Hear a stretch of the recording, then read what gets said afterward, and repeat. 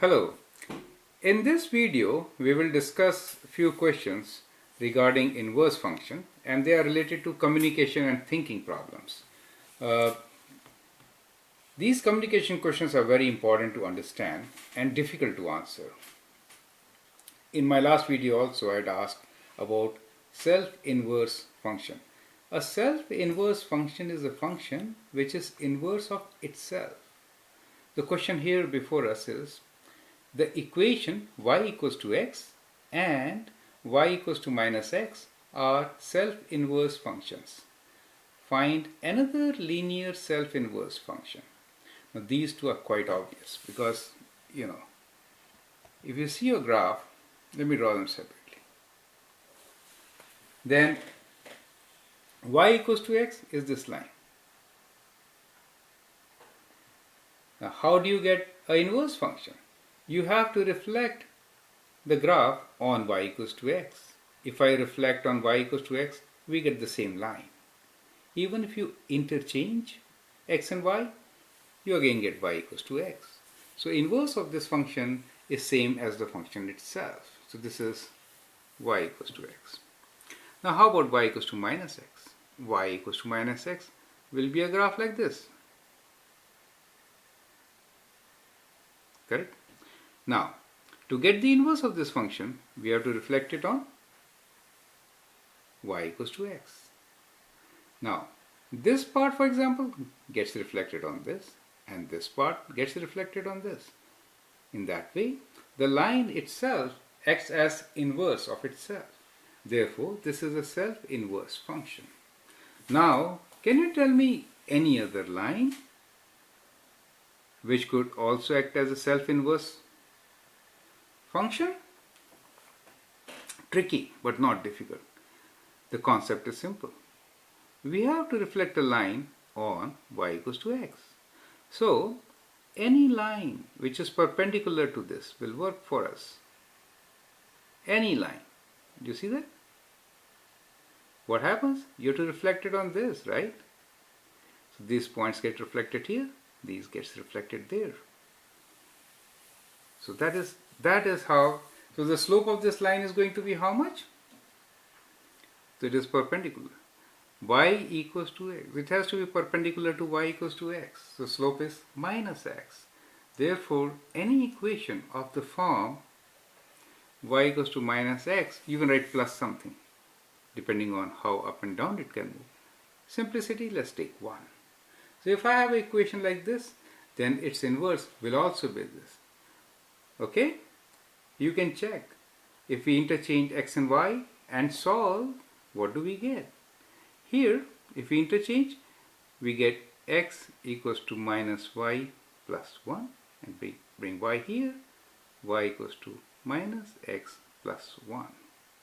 So that means inverse is equals to fx. Both are same. Do you see that? That's how it is. I hope you understand. Now, let's go to the second question. Given fx equals to k times 5 minus x. Find value of k if f inverse 2 is minus 7. So how will you find k? Think like this.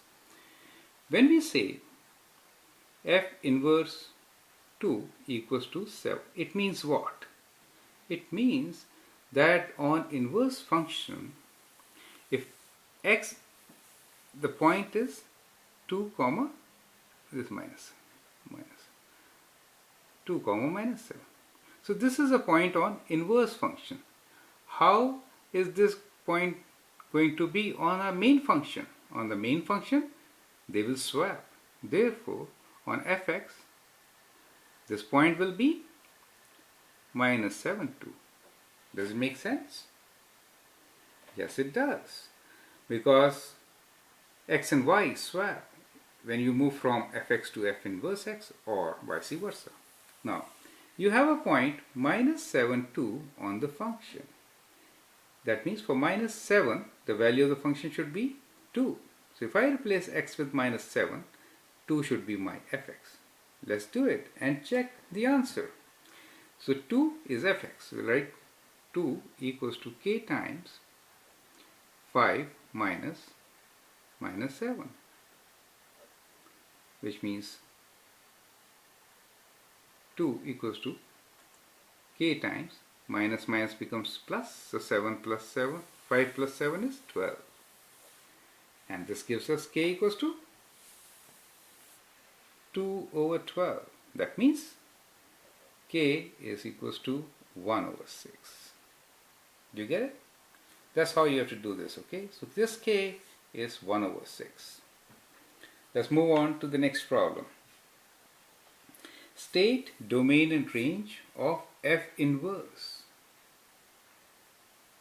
Some students miss. In a hurry, they just write domain range of the function. Given fx equals to this. So I hope you remember, if this is your function, let us say this is my function, right?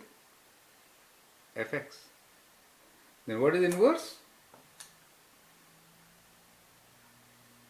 This is f inverse x. You remember that. So what we are going to do here is, we'll find domain and range of function and then flip it. If you flip it, you get domain and range of the inverse. Now, for the square root function, the value you know is always positive, right? Always positive. So y, that is range, is known to you. Range is, let me first write range here, okay? Is equals to y belongs to real numbers where y is greater than or equal to 0. Now the question of finding domain. In a square root, we cannot have negative. It should always be positive. So we'll solve for it. So 12 minus 3x should be greater than or equal to 0. Okay? Now let's take 12 this side. So minus 3x should be greater than or equal to minus 12. Let's divide by minus 3. When you divide by minus 3, then the sign has to change. Correct? So x is less than or equal to minus 12 divided by minus 3 is 4. That's how it is. So x has to be less than or equal to 4. Therefore, the domain is, let me write domain, x belongs to real numbers such that x is less than or equal to 4. Now, for f inverse x, what should be our domain and range? They will switch, right? So the range becomes the domain and domain becomes the range. Do you see that?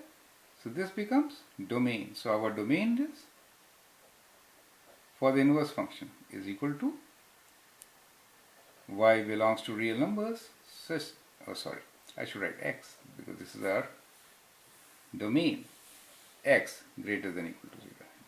We swap at x and y, right? And the range is for the inverse function. Y belongs to real numbers where y is less than or equal to 4. Do you get it? That's how we do. Now the last question.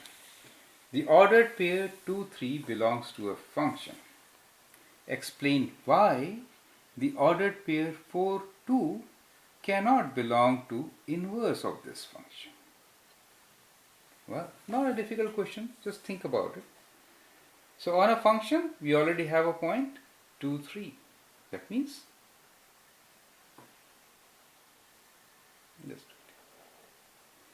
for 2 is mapped to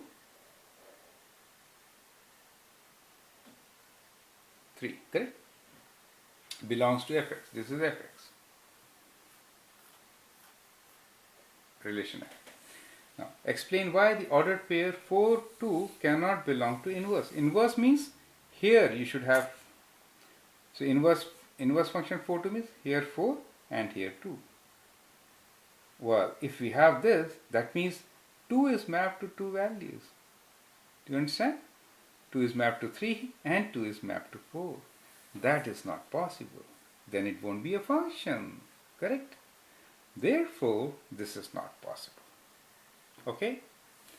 I hope you understand this, and in the next video we will solve a very difficult problem, which is finding inverse of a rational function.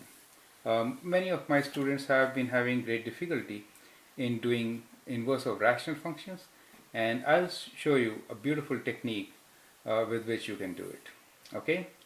Thank you, and look forward to see the next video, which is inverse of a rational function. Okay? Thanks.